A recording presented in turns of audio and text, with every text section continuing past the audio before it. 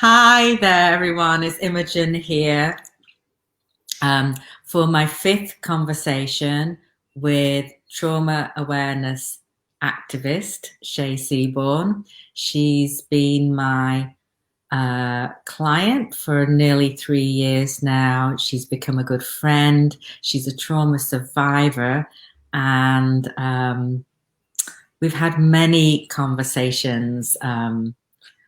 Especially over the past year, how what she's learned about the things that help trauma, the neuroscience, the neurobiology of ourselves and trauma, and how a lot of it just ties in very, very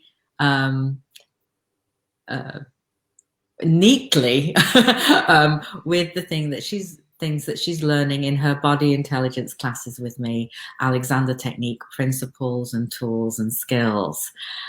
So this is our fifth conversation on the general topic of trauma and stress and ourselves and the Alexander Technique. And this particular one is about posture and body language. So if you've heard of the Alexander Technique, one thing that people might think of it in relation to is having good posture. However, the Alexander Technique approach is a little different from common or more mainstream posture advice. And I think we'll get into why that might be more helpful to someone dealing with stress and trauma. So I think we just get started. There's a lot of implications and impact of how we are in our body language, our posture that connect with trauma, that can be a reflection of stress and trauma, or possibly even, I wouldn't say a cause, but they could be part of the things that are not helping us. Yeah. So Shay, long introduction. Welcome back. And maybe we can just start about talking about posture and body language and what do you mean by them? To me, body language means the signals that we give each other about what's going on inside of us, our affect. You know, if I put my hands on my hips and pump my shoulders up, you know that I'm agitated, maybe. And you do that, and I know that I'm scaring you. So maybe, oh, I'm sorry, I didn't mean to scare you.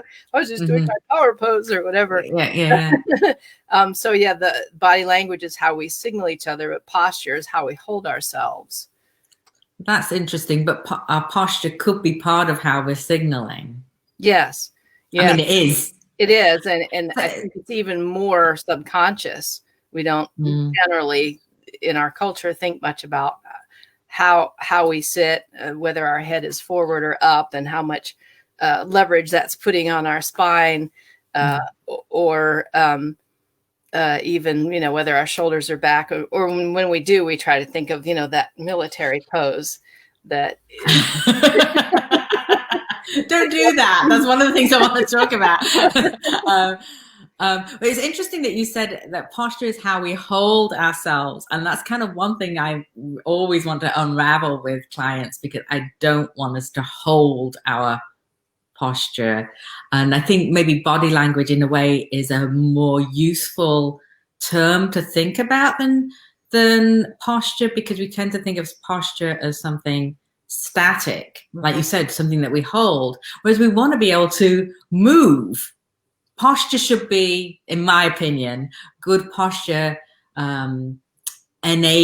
allows fluid, free movement, but that's not how we are often thinking about it. So I think maybe body language is posture plus. But I feel like body language, you get a sense that it could be how someone is moving, not just how they are still. So, that's true. Yeah. When I think of, good posture, I think of, ramrod straight and just standing there. And how did you feel in yourself when you did that? Very rigid and mobile, unable to see what's around me. Yeah, it was very uncomfortable, even for that few seconds, doing it as, a joke or an exaggeration. Yeah. That really illustrates how our mindset, and I mean how our physical, our posture or our body language affects what's going on inside of us. Probably most people have heard that, if you smile, even if you don't feel happy, when you smile, you'll start to feel happy. You just, practice that. And that goes with so many other aspects. And when I say a posture is how we hold ourselves, to me, it also means like how we hold our picture of ourselves, that a lot of how we stand and move pertains to how we feel inside about ourselves. People who are hunched over and scared, it's so obvious that's their general affect. If they're walking around, the grocery store all hunched over and protective, they're not reacting to an immediate threat in their environment. That's how they feel, that they need to be smaller and protect themselves. Yeah, that absolutely. And I'm just thinking that our there's the other way that the word posture is used, kind of like when you posturing, but it's not just a physical thing. It's a mental and emotional state as well. Our posture is a reflection of what is going on inside us, inside all of us, including our mind.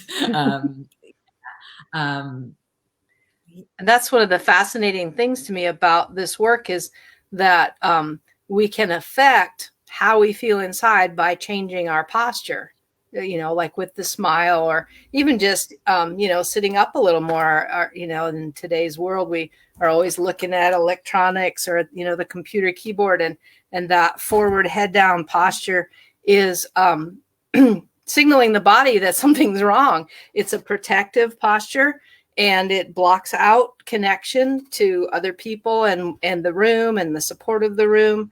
And it also brings the head forward, which puts a lot more strain on the upper spine. And the further it goes, I can't remember the numbers, but I've seen the charts where, if your head is at the normal position, it weighs 12 pounds or whatever. But if you're leaning like this, it's like 42 pounds of strain on your muscles. Sure. And, this is the thing that Alexander teachers will preach about all the time. However, I would say it's not necessarily the using of the device. That could be a whole other issue, but how our posture, our body language, how we are using ourselves as we're using our device. And most of the time, it's very hunched, scrunched. It's not just the head and the neck, it's the whole spine's curling down. We're coming in this way as well. It's a very contracted position mostly, and we may not be feeling stressed, and yet our posture is giving stress signals, if you like, because we're in a shape that is more connected with anxiety and maybe low self-esteem, or protecting things like yeah. Okay, let's see what over time that wires our system for more of that. And we don't want that. It's very unhealthy. So then the big question, which we've touched on already, but how is our posture, our body language affected by stress and trauma? A lot of it is subconscious. Well, like we talked about, the protective instinct.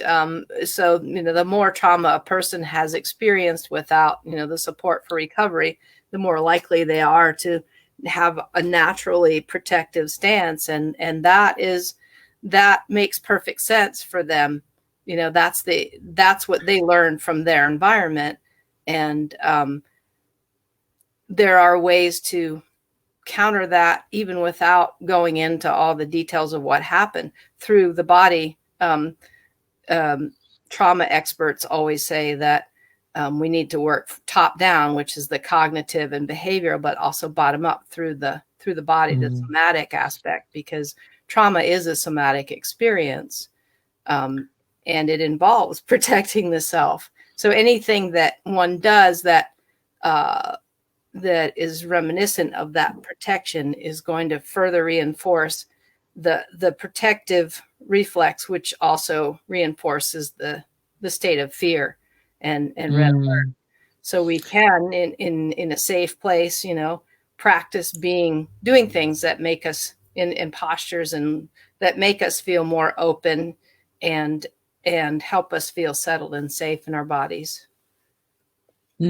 I'm wondering, is the other posture that we alluded to kind of the other extreme? If we're talking about extremes, one is an extremely kind of protected, contracted in shape, but the other one might be that kind of ramrod shape, almost kind of pushing yourself forward. Right. Yeah. I'm wondering if in some people who've experienced trauma, that kind of might have served them as a way of getting through and pushing their own agenda, but is bringing another type of stress to them. Or am I making things up out of thin air?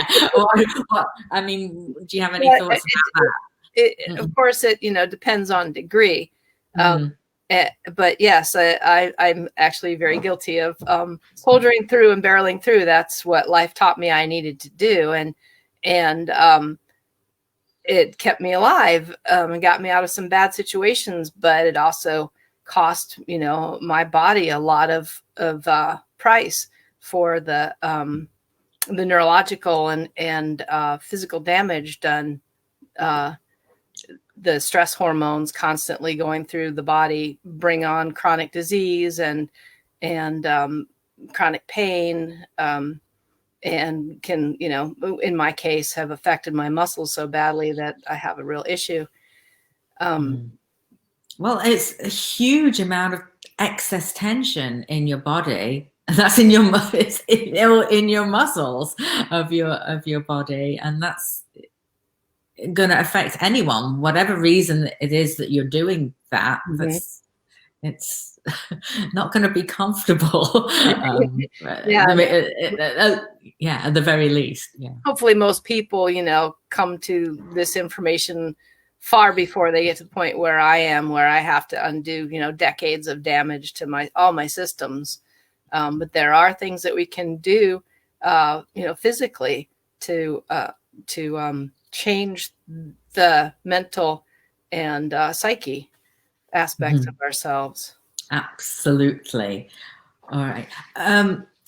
So safety and connection have been an important theme in our conversations. So how would they relate to what we're talking about, posture and body language and stress and trauma? How it seems like they're go ahead. They are very connected. We can't feel vulnerable. We can't be safe to connect with each other until we feel safe inside ourselves.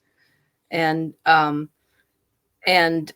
when we have a closed off posture, we're not going to feel safe inside ourselves, no matter what other things we try. So changing the body language can change what's going on inside. And I find that Alexander really helps me with that in an almost indirect way. Yeah, it really does. I'm reminded of a little exploration I've done in group classes sometimes when we were actually meeting in person, where people would explore walking with either this very slumped over contracted posture or that very kind of shoulders back, that very tight. And the job while they were walking was to shake hands with other people in the group. Again, this is a long while ago. We don't touch people at the moment. But it was really interesting. Neither case did people feel that they could actually wanted or make an actual kind of eye contact connection with other people in the group. the slump down was like whatever, I don't care, whoever's there, you know. And the this one was almost like, I'm too up here and involved in my own stuff to want to deal with these other people. It was just very interesting, just from changing that and playing with it, that we can experience at least a little bit of what you're talking about. And that, how would that be then to be living in one of those shapes almost all the time? I can tell you it's hell. Yeah. Yeah, it's very painful. But I'm, you know, finding my way through in large part thanks to you and your work. And you certainly don't look in either of those shapes right now. So yeah, I'm recovering. It's when we're in just a more gently open and expansive posture, nothing extreme, but that's giving your body a signal, I guess, that things are safe right now. Mm-hmm. You might kind of feel maybe like you don't really believe it, but it is at some level getting that signal. Yeah, and every time your body gets a signal like that, it's reinforcing the idea that there's no, this is what my therapist has me say, there's no immediate sign, there's no sign of immediate danger, because safety's been so hard for me to find that, you know, she's like, well, can you find some safety in the room? Like, no, I'm not safe anywhere. So, okay, how about lack of, you know, immediate danger? Okay. Yeah. So what are, I mean, obviously there's Alexander technique, and we can talk a little bit more about that, and maybe it'll come up. But what are there some simple things that you do for yourself to help you improve, for want of a better word, your posture, your body language?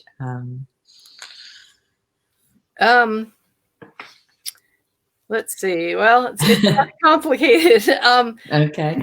I do PT, and I do, you know, my at-home PT. Alexander technique definitely helps, because I do notice as I notice the ease, my body seems to go into a more natural, relaxed, and yet upright position. Yeah. My shoulders will naturally go back. My head will naturally come up, but not, you know, to an extreme degree. It feels comfortable.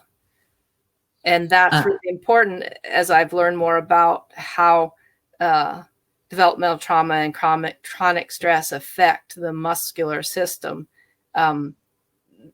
A lot of the things that we do to exercise our muscles actually can signal the body that the trauma is happening again. Even stretching and even massage can. So there has to be a really delicate protocol. And I see, as I'm learning about it, I see Alexander dovetailing with that too.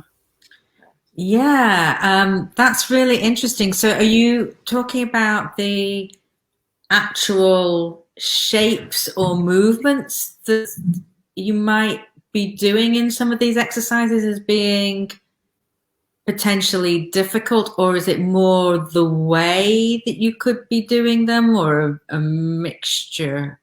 Do you know what yeah, as I understand it, that even like stretching the muscles, and also exercise that raises the heartbeat, that can signal the body that you know, we're trying to danger.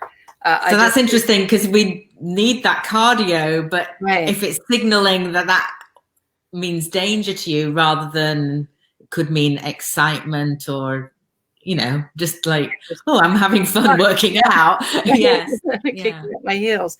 Yeah, it's a whole other level of awareness that I'm coming across. There's a yoga teacher named Simon Borg Olivier, and his work is really, really interesting to me, because it meshes with what I've understood of the muscle problems I have. And he says the stretching and the heart increase are not good. And he has a series of exercises that are very slow and gentle that I've started trying. And I noticed some difference already.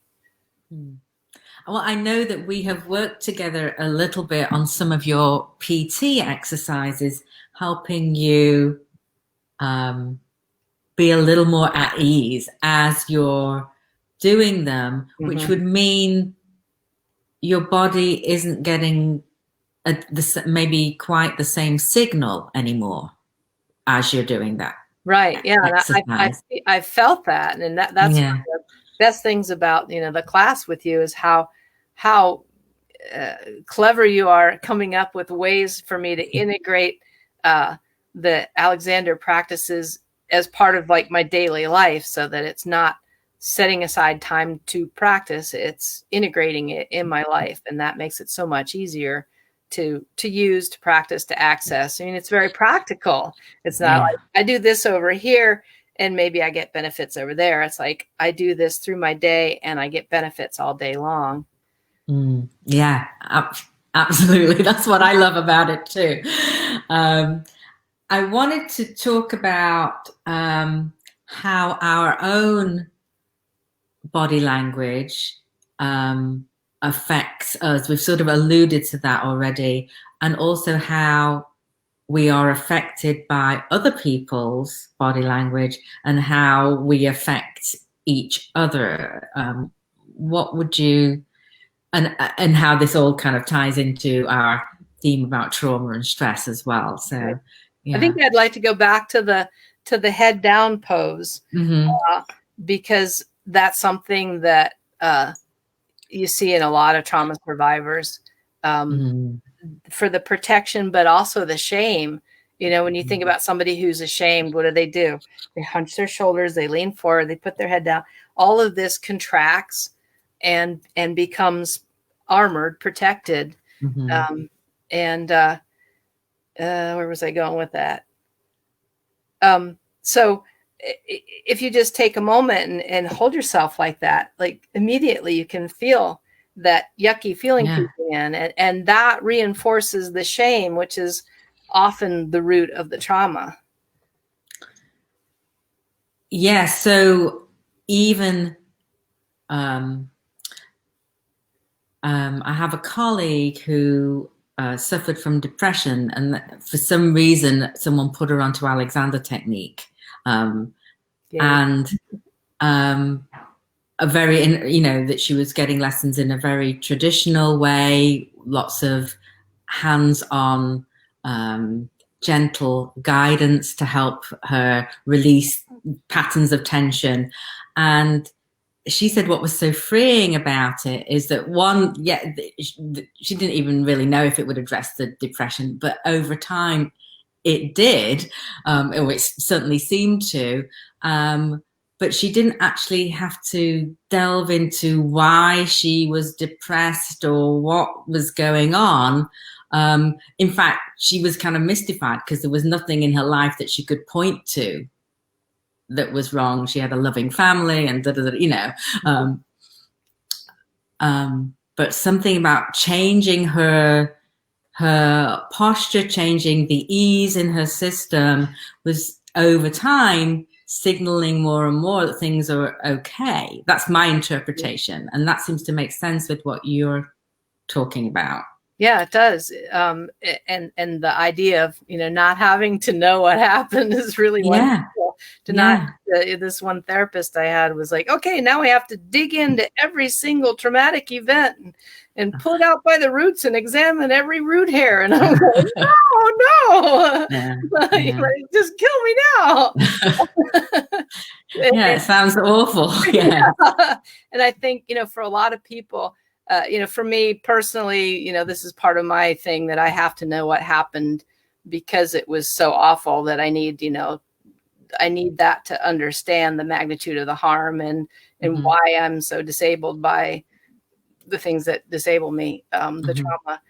But I think a lot of people would be able to resolve whatever the stress is. I'm not even going to call it trauma, the stress in their body by doing a somatic only approach and not have to delve into it. What a gift. I got into Alexander technique. I'm only just putting this together for chronic neck pain and tension, shoulder area. and it certainly helped. But I think what fueled me to keep going was the additional benefits that I felt more energized. I felt a bit happier. I haven't been sad, but when you have a lot of pain, it's not exactly a joyful situation. So yeah, there's lots of ramifications to posture and body language. And if we can learn to even just release a little bit, it's starting to undo those patterns. Mm-hmm. You mentioned the pain, and pain is a signal to the body that something's wrong. Yeah. It can become a habit, which is a whole other topic, but yeah.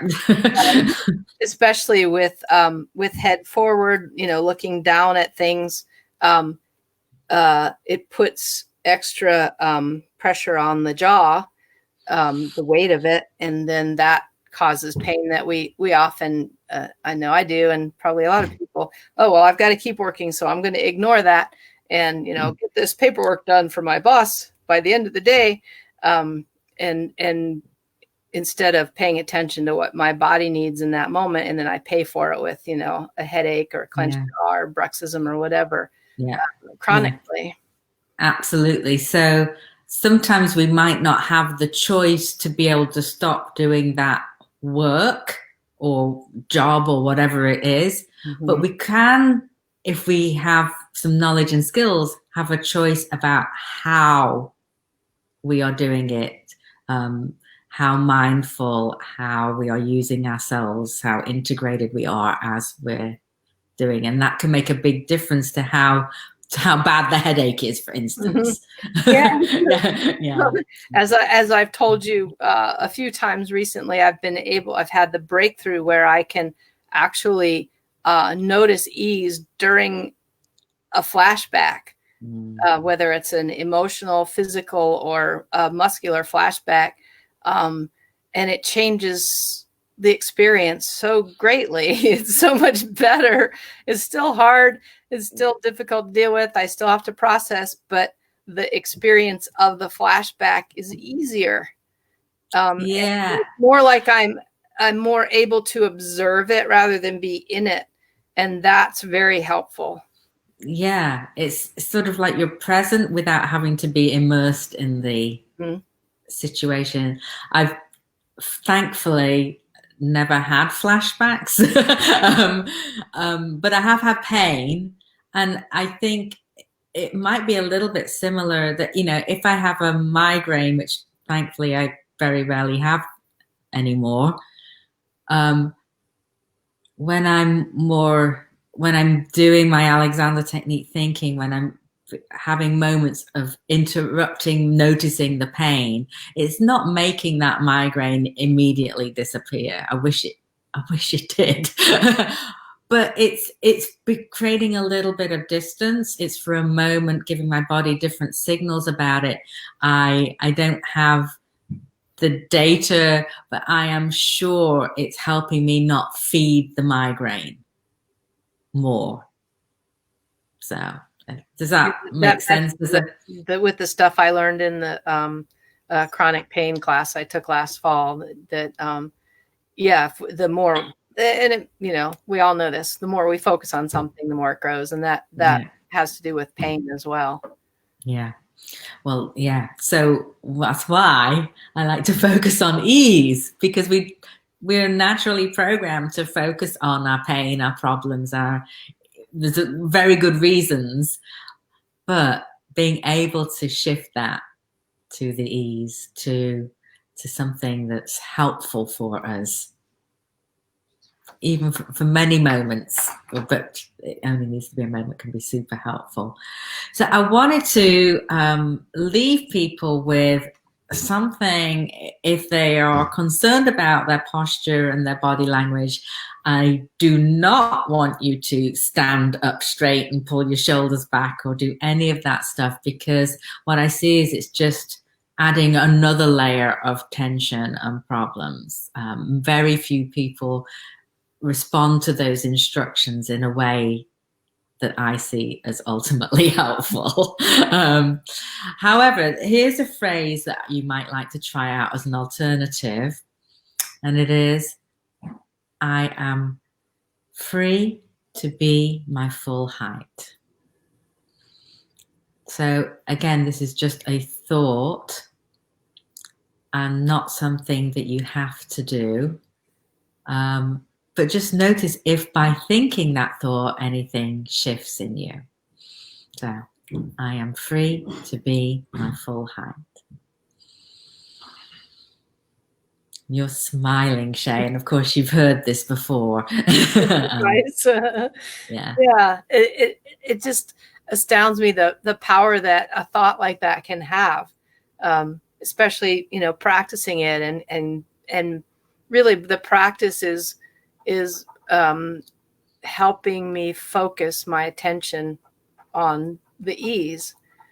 And that makes other things like being, you know, free to be my full height easier.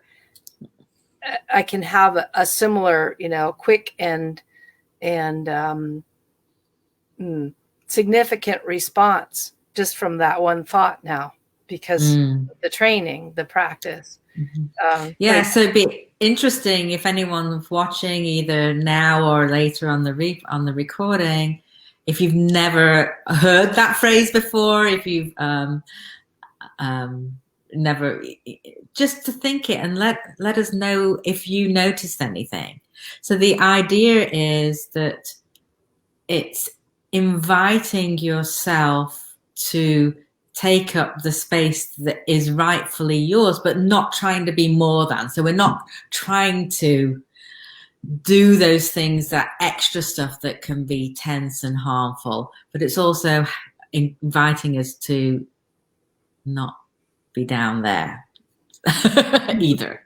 So just I have many clients who find it a very helpful thought. Anything else you would like to say about this topic before we finish up? I think I've said everything I need to say. Wow. Yeah. So I just want to tell people that I have a Facebook group called the Body Intelligence Community. And in fact, this week, my once a week I post a little thought for the day, and it was, I am free to be my full height. Had a nice picture of a sunflower, so that was inspiring to me, because they're not straining, they're just coming up to their full height. And my power pause, which is a little short guided, you might call it, meditation that I do on Thursdays, was again around this theme of waking up our natural uprightness, which is very different from trying to impose a certain posture on ourselves. So I will pop a link to that in the comments for anyone who's not a member, if you want to join. And next week, which I think will probably be our last conversation in this series of conversations for now, we're going to be talking about resourcing of resilience, or resourcing for resilience, and what resources we have that can help us have these feelings, this sense of safety and connection, which has been a little bit of a theme. We talked about it a little bit today in terms of our posture. Anything else about that I need to say now? You said it all. I said it all.